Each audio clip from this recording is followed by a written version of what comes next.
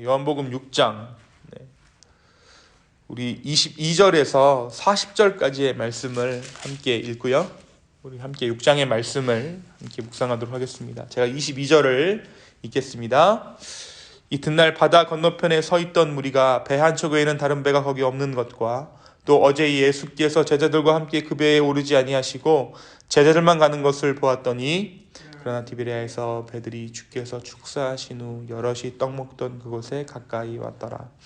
무리가 거기에 예수도 안 계시고 제자들도 없음을 보고 곧 배들을 타고 예수를 찾으러 가브나움으로 가서 바다 건너편에서 만나 라비어 언제 여기 오셨나이까 하니 예수께서 대답하여 이르시되 내가 진실로 진실로 너희에게 이르노니 너희가 나를 찾은 것은 표적을 본 까닭이 아니요 떡을 먹고 배부른 까닭이로다. 썩을 양식을 위하여 일하지 말고 영생하도록 있는 양식을 위하여 하라. 이 양식은 인자가 너희에게 주리니 인자는 아버지 하나님께서 인치신 자니라. 그들이 묻되 우리가 어떻게 하여야 하나님의 일을 하오리이까? 예수께서 대답하여 이르시되 하나님께서 보내신 이를 믿는 것이 하나님의 일이니라 하시니 그들이 묻되 그러면 우리가 보고 당신을 믿도록 행하시는 표적이 무엇이니까? 하시는 일이 무엇이니까? 기록된 바 하늘에서 그들에게 떡을 주어 먹게 하였다 함과 같이 우리 조상들은 광야에서 만나를 먹었나이다. 예수께서 이르시되 내가 진실로 진실로 너희에게 이르노니 모세가 너희에게 하늘로부터 떡을 준 것이 아니라 내 아버지께서 너희에게 하늘로부터 참떡을 주시나니 하나님의 떡은 하늘에서 내려 세상에 생명을 주는 것이니라. 그들이 이르되 주여 이 떡을 항상 우리에게 주소서. 예수께서 이르시되 나는 생명의 떡이니 내게 오는 자는 결코 줄이지 아니할 터이요 나를 믿는 자는 영원히 목마르지 아니하리라. 그러나 내가 너희에게 이르기를 너희는 나를 보고도 믿지 아니하는도다 하였느니라. 아버지께서 내게 주시는 자는 다 내게로 올 것이요 내게 오는 자는 내가 결코 내쫓지 아니하리라. 내가 하늘에서 내려온 것은 내 뜻을 행하려 함이 아니요 나를 보내신 이의 뜻을 행하려 함이니라. 나를 보내신 이의 뜻은 내게 주신 자 중에 내가 하나도 잃어버리지 아니하고 마지막 날에 내가 살리는 이것이니라. 함께 읽습니다. 내 아버지의 뜻은 아들을 보고 믿는 자마다 영생을 얻는 이것이니 마지막 날에 내가 이를 다시 살리리라 하시니라. 아멘. 우리가 어제까지 잠언의 말씀을 묵상하고 오늘부터 우리가 대림절 성경 읽기표에 맞추어서 새벽 말씀을 함께 묵상합니다. 정말 잠언을 통해서 하나님께서 우리에게 부어주시는 은혜가 참 컸는데요. 다시 한번 우리 가운데 잠언의 말씀을 통해 주님의 지혜에 대해 알게 하신 하나님의 은혜에 감사합니다. 오늘 그리고 내일은 요한복음의 본문을 가지고 함께 묵상합니다. 오늘은 그 중에서 요한복음 6장의 말씀을 함께 묵상하겠습니다. 요한복음 6장에는 우리 성경을 한번 펴서 보시면 요한복음 6장에는 예수님께서 행하신 수많은 기적의 이야기가 등장해요. 6장 1절부터 초반부에는 우리가 잘 알고 있는 5,000명을 먹이신 오병이어의 기적과 예수님께서 물 위를 걸으신 기적이 기록되어져 있습니다. 그리고 나서 예수님은 제자들과 뭇 사람들에게 자신이 어떠한 분이신지에 대해서 커밍아웃 하세요. 자신의 정체에 대해서 밝히신 것입니다. 그러니까 예수님이 누구신지, 예수님께서 이 땅에 오신 목적이 무엇인지에 대해서 예수님을 따르는 무리들에게, 당시 유다 백성들에게 말씀하시기 시작하신 것입니다. 사실 예수님께서 자신의 정체에 대해서 그리고 예수 그리스도와 하나님과의 관계를 밝히신 데에는 이유가 있습니다. 그것은 예수님께서 이 땅에 오신 이유에 대해 사람들이 알려고 하지 않았기 때문입니다. 오늘 말씀에 보니까 무리들이 계속 예수님을 찾잖아요. 그죠? 그런데 예수님이 거기 계시지 않자 그들이 배를 타고 가버나움으로 가서 가버나움에서 예수님을 만납니다. 사람들이 예수님을 찾는 이유가 무엇인가? 그것은 그들이 어떤 영적인 갈급함이나 구원을 위해서 예수님을 찾는 것이 아니라 예수님께서 말씀하시기를 표적을 본 까닭이 아니요 떡을 먹고 배부른 까닭이도다 라고 말씀하세요. 여기서 표적은 하나님 나라의 사인입니다. 그러니까 이 표적은 간판이에요. 하나님 나라의 간판, 천국의 간판을 보고 너희가 나를 찾아오는 것이 아니라 내가 주는 떡을 먹기 위해 너희가 나를 지금 따르고 있다라고 예수님께서 말씀하셨던 것이죠. 다시 말해 예수님께서 사람들에게 베푸시는 기적의 목적, 그 목적과 사람들이 예수님을 찾는 목적이 지금 서로 달랐다라는 것입니다. 예수님께서 이런 사실을 모르셨을까요? 예수님이 이런 사실을 모르시지 않았어요.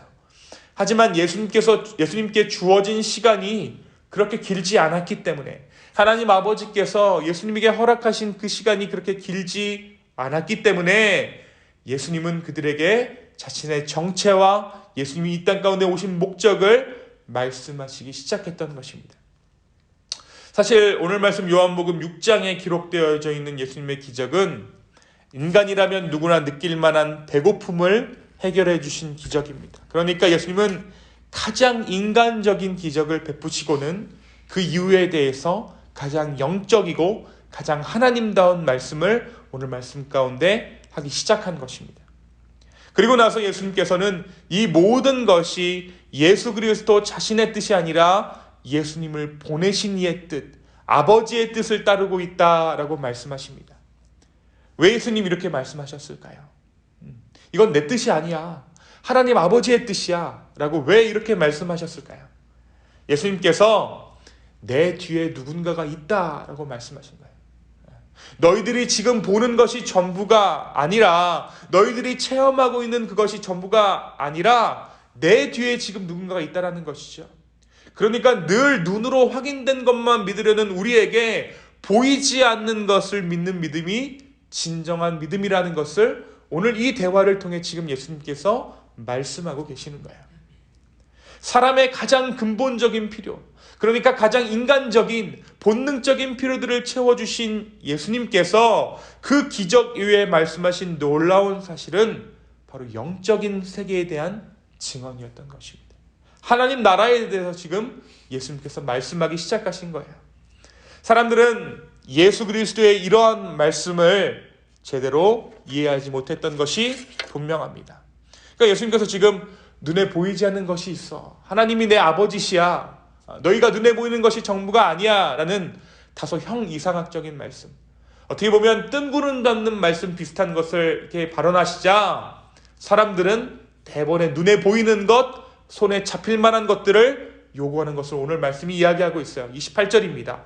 28절 한번 볼까요? 함께 읽겠습니다. 시작. 그들이 묻되 우리가 어떻게 하여야 하나님의 일을 하오리이까? 눈에 보이는 것을 달라는 거예요. 눈에 보이지 않는 것을 우리가 믿기 이전에 눈에 보이는 것을 우리가 붙잡기 원합니다.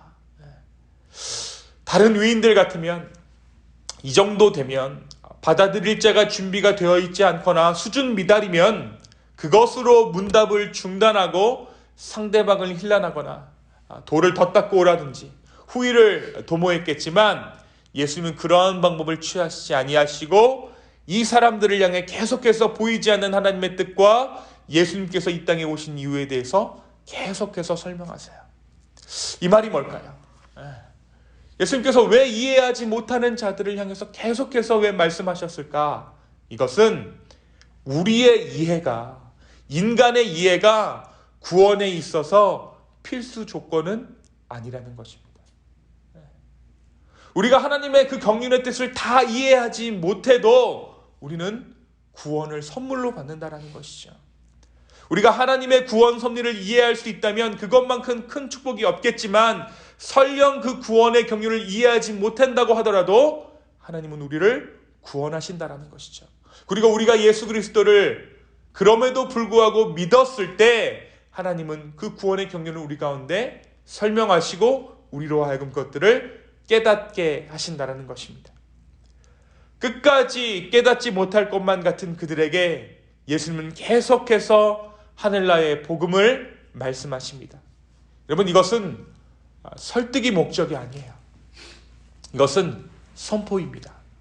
여러분, 우리가 전도할 때 우리가 가장 잘하는 오류가 무엇인가?